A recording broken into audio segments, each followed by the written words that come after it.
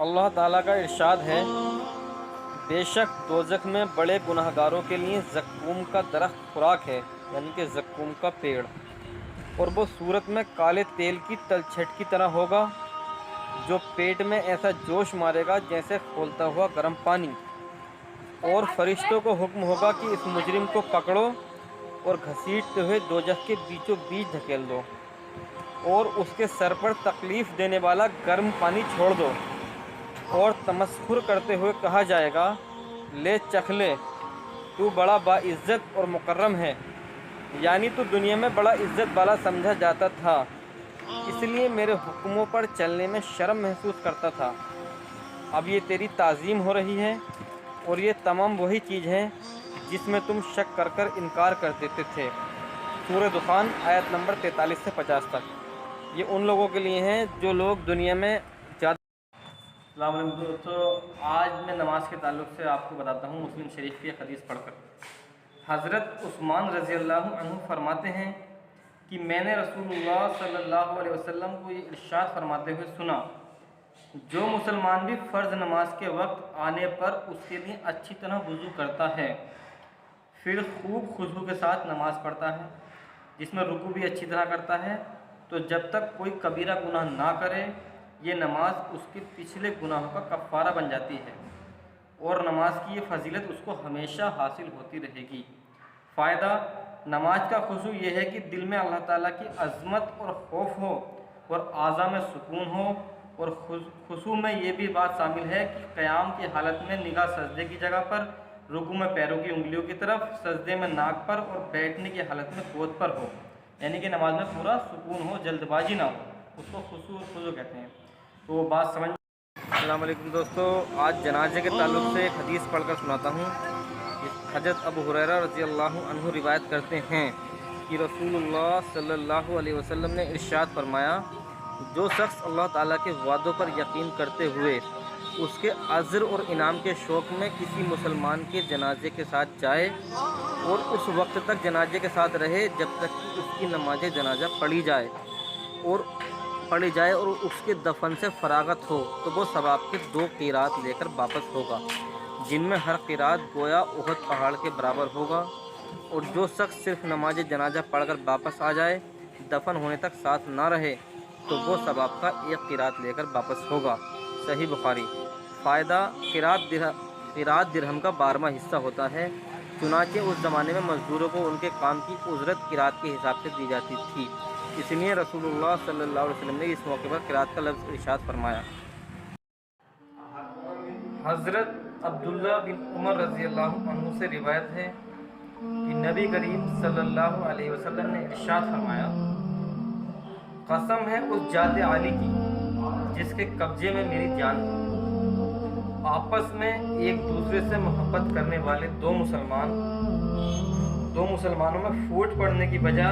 اس کے علاوہ کوئی نہیں ہو سکتی کہ ان میں سے کسی ایک کے گناہ سرزد ہو جائیں، یعنی کسی ایک کے گناہ زیادہ ہو جائیں، اس کی وجہ سے 2 مسلمانوں میں آپس میں جھگڑا ہوتا ہے۔ جزاک اللہ خیر۔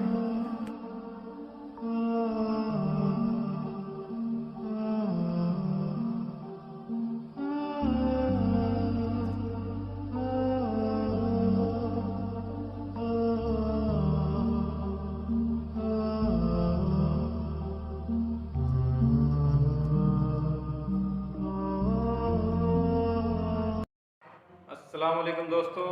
آج میں آپ کو مسلمانوں کا مقام اور مسلمانوں کی عزت کے بارے میں بتاتا ہوں ایک حدیث کے ذریعے۔ حدیث سنیے۔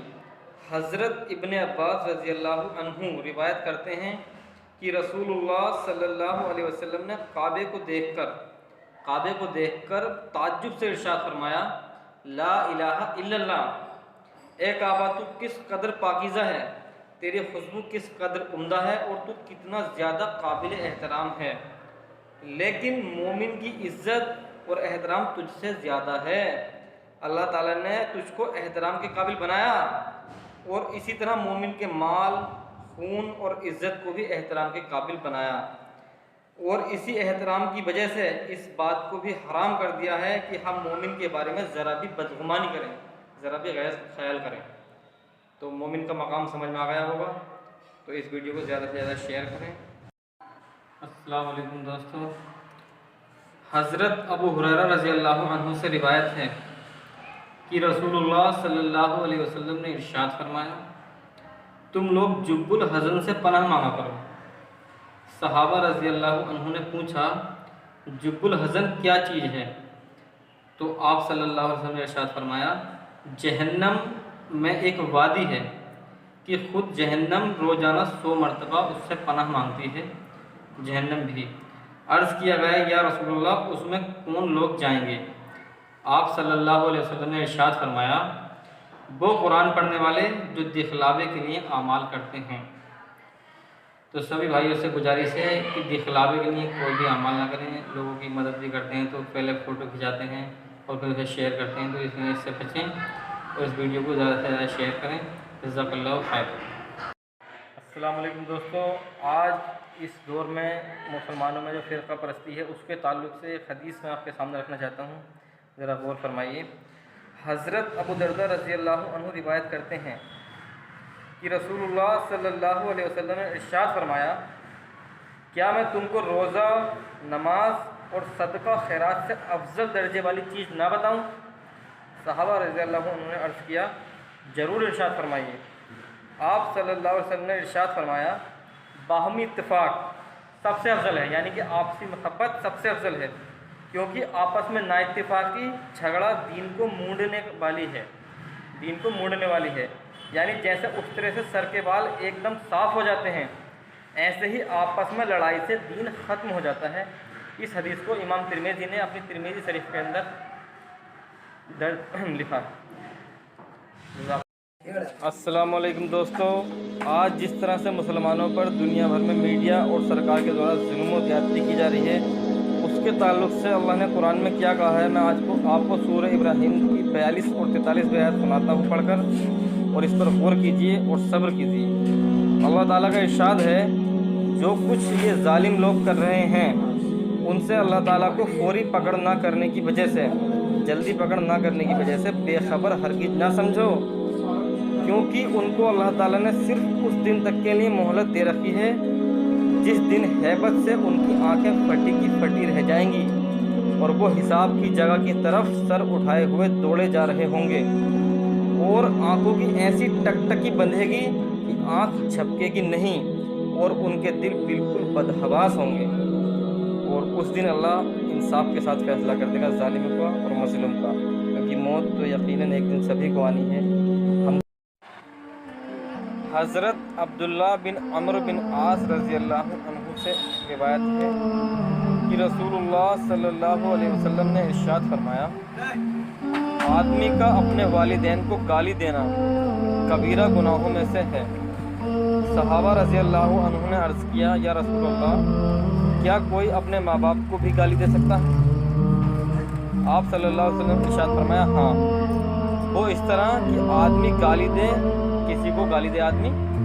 پھر وہ جواب میں اس کو ماں کی گالی دے،